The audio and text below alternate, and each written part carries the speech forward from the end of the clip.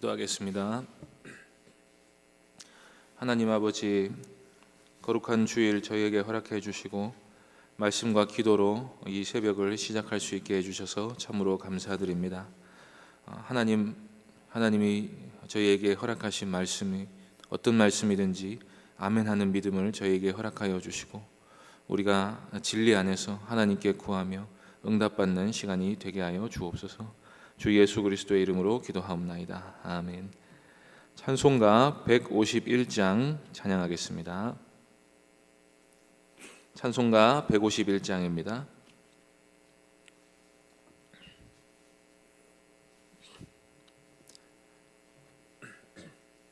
찬송가 151장 함께 찬송하겠습니다. 만왕의 왕 내 주께서 왜 고초당했나. 이 벌레 같은 날 위해 그 보혈을 흘렸네. 십자가 내가 처음 볼 때에 나의 맘에 큰 고통 사라져. 오늘 믿고서 내 눈 밝았네. 참 내 기쁨 영원하도다. 주 십자가 못 박힘은 속죄함 아닌가. 그 긍휼함과 그 은혜 말할 수 없도다.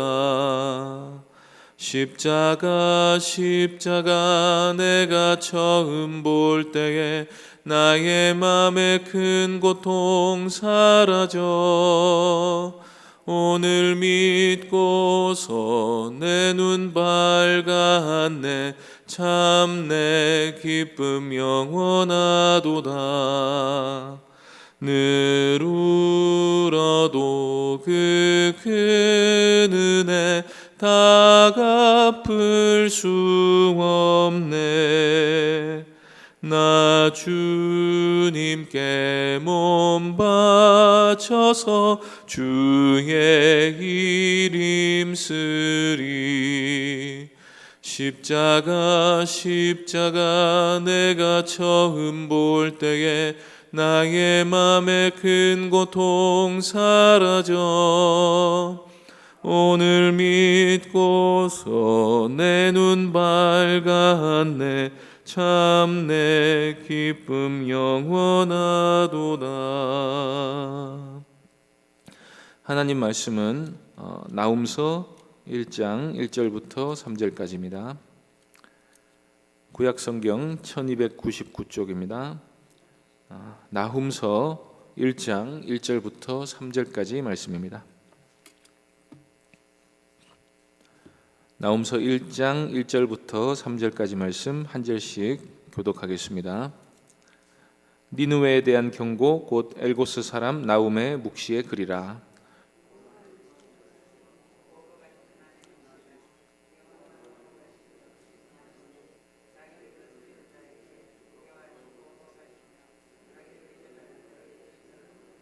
함께 읽겠습니다.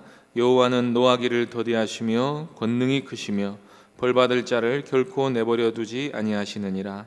여호와의 길은 회오리 바람과 광풍에 있고 구름은 그의 발에 티끌이로다. 아멘. 시간 질투하시며 보복하시는 하나님이라는 제목으로 하나님 말씀 전하겠습니다. 오늘날에 가장 칭찬받고 높임을 받는 윤리는 친절함과 관대함입니다. 상대방이 나와 다른 행동을 하고 다른 생각을 갖고 있더라도 그것을 넓은 마음으로 수용하고 인정하고 어떻게든 친절한 미소로 상대를 대해주는 게 가장 윤리적이고 인격적인 모습인 것처럼 평가됩니다. 그래서 연예인이나 유명인은 어떤 경우에라도 웃어야 합니다. 황희정승의 유명한 말처럼 서로 모순된 주장이라 할지라도 당신 말도 옳고 옆에 계신 그분 말도 옳습니다 라고 해야 하는 것입니다. 물론 친절한 것 자체는 나쁜 것이 아닙니다. 그리스도인은 당연히 친절한 사람이 되어야 합니다. 성경은 온유함과 관용이 신자에게 있어야 한다고 말합니다. 죄에 빠진 사람이라 할지라도 긍휼히 여기는 마음으로 그를 있는 모습 그대로 존재 가치를 인정하고 멸시하는 마음을 갖지 말아야 합니다. 그러나 관대함 그 자체 하나만이 윤리의 최고의 가치가 되어서는 결코 안 됩니다. 친절과 관용이 최고의 가치가 되자 사람들은 성경의 하나님도 마냥 친절하신 분일 거라고 생각하기 시작했습니다.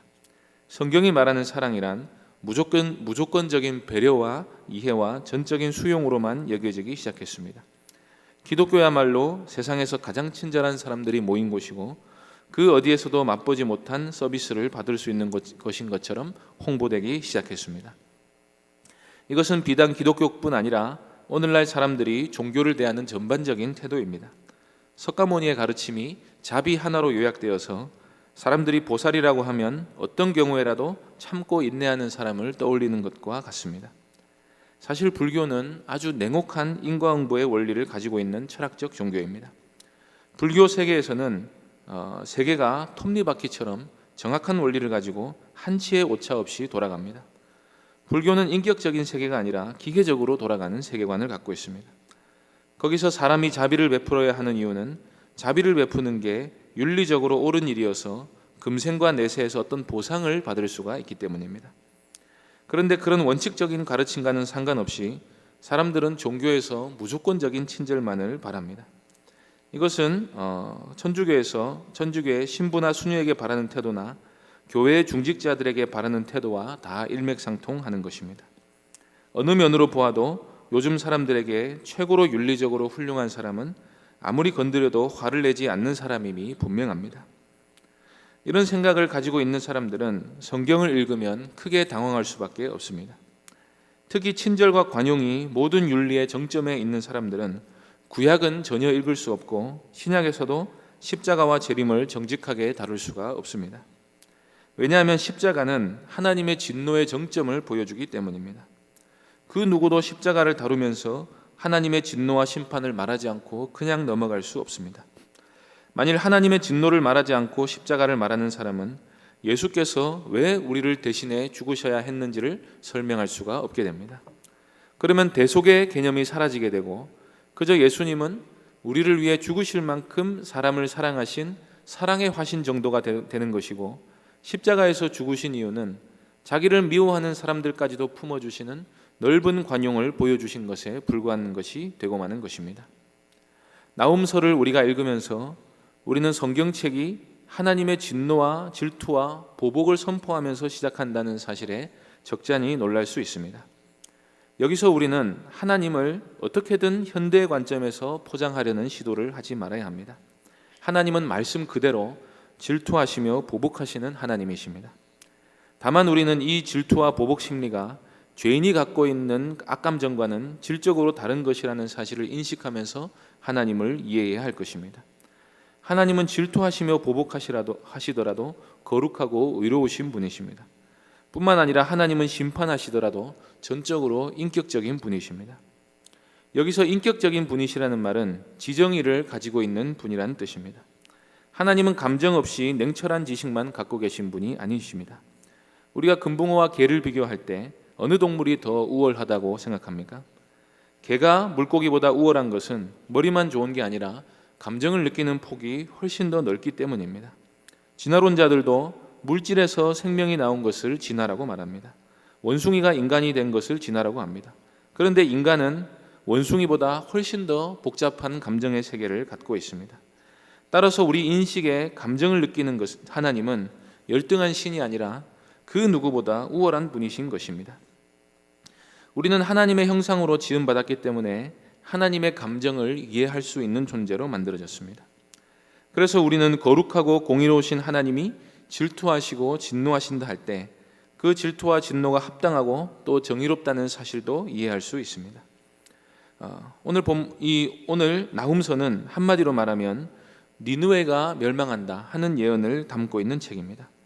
니느웨는 아수르의 수도입니다. 그러니까 니느웨가 멸망한다는 말은 아수르가 망한다는 말과 같습니다.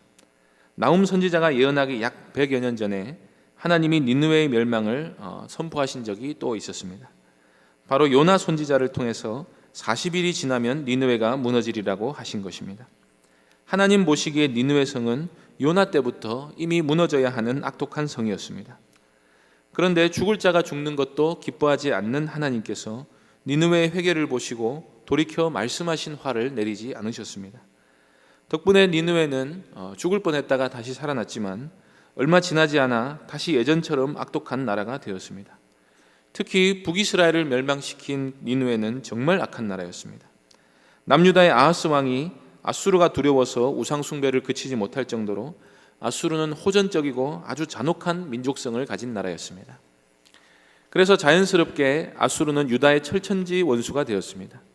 히스기야 때는 아수르가 쳐들어와서 예루살렘 하나만 남겨두고 유다의 성읍 46개를 다 먹고 땅을 아주 황폐하게 만든 적도 있었습니다. 그래서 유다에게 있어서 아수르가 망한다는 소식은 마치 우리나라 일제시대에 일본이 패망한다는 소식을 듣는 것과 다르지 않은 감정이었을 것입니다.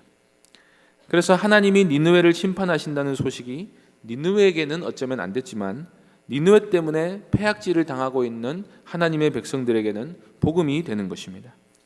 나훔은 그 이름의 뜻이 하나님이 위로하신다 하는 뜻입니다. 그래서 나훔서에서 나타나는 하나님의 위로는 악한 세상을 심판하심으로써 경건한 주의 백성들을 구원하시는 것으로 나타납니다. 최후의 심판 때 성도는 같은 방식으로 하나님의 구원을 경험하게 될 것입니다. 이때 우리는 하나님이 어떤 감정을 가지고 니느웨를 심판하시는가 하는 이 니느웨의 선포에 나훔서의 선포에 먼저 귀를 기울여야 합니다. 2절 말씀을 다시 보시겠습니다. 여호와는 질투하시며 보복하시는 하나님이시니라. 여호와는 보복하시며 진노하시되 자기를 거스르는 자에게 여호와는 보복하시며 자기를 대적하는 자에게 진노를 품으시며. 하나님은 그 속성 자체에 질투하시고 보복하시는 성품이 있습니다. 하나님은 거룩하시기 때문에 항상 그 거룩함을 보존하고 유지하려고 하십니다. 하나님은 자기 영광을 결코 빼앗기지 않으시고 하나님의 영광을 손상시키고 도전하는 자들을 범죄자로 규정하십니다. 그래서 여기서 하나님의 질투와 진노는 두 가지 방향으로 나타납니다. 하나는 하나님의 영광을 침해하려는 자들을 결코 용납하지 않으시는 것이고, 또 하나는 하나님의 백성들이 유린당하는 모습을 참아보지 못하시는 것입니다. 일반적으로 거룩한 질투는 참된 사랑이 보여주는 속성입니다. 남편이 아내를 사랑하면 사랑할수록 질투심도 함께 커지게 되어 있습니다. 누가 아내를 함부로 대하거나 유혹하려고 할 때 질투하는 남편이 의롭습니까? 관용하는 남편이 의롭습니까? 질투하는 남편이 의로운 것입니다. 보복하시는 하나님도 마찬가지입니다. 하나님은 원수를 갚으시는 분이십니다. 하나님 편에서 원수는 하나님의 명령을 거스르는 자들입니다. 또 하나님의 백성들을 괴롭히는 자가 하나님의 원수가 됩니다. 우리는 하나님이 우리의 왕이시라고 고백합니다. 이스라엘은 시내산 언약으로 하나님의 다스림을 받는 하나님의 친백성들이 되었습니다. 그러면 하나님이 자기 백성들의 영토에 적군이 쳐들어왔는데 그걸 가만히 두고 보신다고 생각할 수가 있습니까? 의로우신 왕이라면 적군의 침략으로부터 자기 백성들을 보호해야 하는 것이고 원수를 갚으셔야 옳은 것입니다. 이 문제는 만일 하나님이 죄악에 대해 보복하지 않으시면 어떤 일이 발생하게 될지를 생각하면 간단합니다. 그러지 않아도 세상 많은 지식인들이 악한 자들을 심판하는 하나님이 어디 계시냐고 묻습니다. 만일 심판하는 하나님이 없는 게 분명해지면 아무도 선을 행하려 하지 않을 것입니다.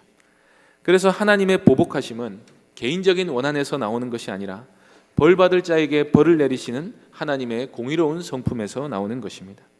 이 공의가 감정으로 드러날 때 복수심으로 드러납니다. 하나님은 원수 갚기를 원하시는 분이십니다. 악행을 보고 분노하시는 것은 하나님의 참되고 의로우심을 나타내 보여줍니다. 오히려 세상의 죄악을 보고도 분노하지 않는 우리 같은 심령이 죄악에 물든 것입니다. 이 하나님의 진노는 하나님을 거스르고 대적하는 자들에게 나타납니다. 모든 죄는 하나님께 대해 짓는 죄입니다. 아수르의 죄악을 한마디로 말하면 그들이 포악하다는 것입니다. 잔인하고 포악했습니다. 그런데 하나님은 잔인하고 포악한 사람을 창조하지 않으셨습니다. 잔인하고 포악한 것은 하나님의 뜻을 거스르는 것입니다. 오직 하나님이 없다고 하는 사람만이 무자비해질 수 있습니다. 하나님은 이런 죄에 대해 진노하십니다. 이 진노가 현실로 나타나는 날이 바로 심판의 날인 것입니다. 오늘은 나훔서를 본격적으로 들어가기 전에 이 하나님의 거룩하신 성품을 들여다보는 것으로부터 시작했습니다. 십자가는 바로 이 하나님의 질투하심과 보복하시는 성품을 이해해야 그 참된 의미를 우리가 알 수가 있습니다. 우리가 하나님을 거스르고 대적하고 있을 때 하나님이 한 아기를 이 땅에 보내셨습니다. 그 아기는 이 땅에 죽으러 온 것이었습니다. 세상에 살다가 자연사하는 게 아니라 불의하고 억울한 죽음을 당하기 위해 오셨습니다. 만물보다 먼저 계신 우리 하나님께서 죄가 전혀 없으심에도 불구하고 십자가를 지고 지옥의 고통을 당하신 것은 우리를 대신해 하나님의 무서운 진노를 담당하시려 온 것이었습니다. 하나님은 벌받을 자를 결코 내버려 두지 않으십니다. 하나님의 심판은 잠들지 않고 반드시 이루어집니다. 다만 예수 그리스도를 우리의 주와 하나님으로 영접한 자들에게 하나님은 그의 진노를 우리 대신 아들에게 다 쏟아 부으십니다. 십자가 처형은 우리를 향한 하나님의 진노가 얼마나 컸는지를 공표한 것입니다. 또한 그 십자가는 독생자를 제물로 하여 우리 죄를 사하셔야 할 만큼 우리를 향하신 하나님의 사랑이 얼마나 큰지도 함께 보여줍니다. 나훔서에서 질투하시며 보복하신 하나님은 이렇게 하나님을 의지하고 믿는 자에게는 의와 사랑의 하나님이 되심을 보여주시는 것입니다. 질투와 사랑, 보복과 공의는 동전의 양면과 같은 것입니다. 우리가 우리를 구원하시고 사랑하시는 하나님이 거룩하시고 의로우신 하나님이심을 잊지 않기를 바랍니다. 그래서 이 듣기 어려운 말씀을 우리가 믿음으로써 복음의 크기가 얼마나 큰지를 깨달아 알고 영원하신 우리 왕께 합당한 경배를 올려드리는 삶을 살아내는 모든 귀한 성도님들 될 수 있기를 바랍니다. 기도하겠습니다. 하나님 아버지, 우리를 대신해 십자가를 지시기 위하여 하나님의 진노를 친히 담당시키시기 위하여 아들을 보내신 그 하나님의 영원하신 의와 사랑과 거룩하심과 또 공의로우심을 우리가 사랑하고 또 찬양합니다. 하나님 아버지, 이 말씀을 통해서 우리가 원래 받아야 되었던 진노를 아들에게 쏟아부으신 것에 대해서 우리가 감사하며 또 그 은혜를 찬송하면서 또 성탄절을 앞두고 예수님이 오신 이유에 대해서 우리가 깊이 묵상하면서 우리가 하나님 은혜 가운데 살아갈 수 있도록 함께하여 주시옵소서. 오늘도 주 안에서 살기를 우리가 구하오며 주 예수 그리스도의 이름으로 기도하옵나이다. 아멘. 하늘에 계신 우리 아버지여, 이름이 거룩히 여김을 받으시오며 나라에 임하옵시며 뜻이 하늘에서 이룬 것 같이 땅에서도 이루어지이다. 오늘날 우리에게 일용할 양식을 주옵시고 우리가 우리에게 죄 지은 자를 사하여 준 것 같이 우리 죄를 사하여 주옵시고 우리를 시험에 들게 하지 마옵시고 다만 악에서 구하옵소서. 대개 나라와 권세와 영광이 아버지께 영원히 있사옵나이다. 아멘. 이 시간 말씀을 기억하며 기도해 주시고 교회당 건축을 위해서 기도하실 때 우리 본당층 우리 건축이 진행되고 있고 주차장 부지 철거 공사가 진행되고 있습니다. 위에서 기도해 주시고 병중의 성도들 위해서 기도해 주시고 오늘 주일 예배와 사역을 위해서 기도해 주시고 개인적으로 기도하시기 바랍니다.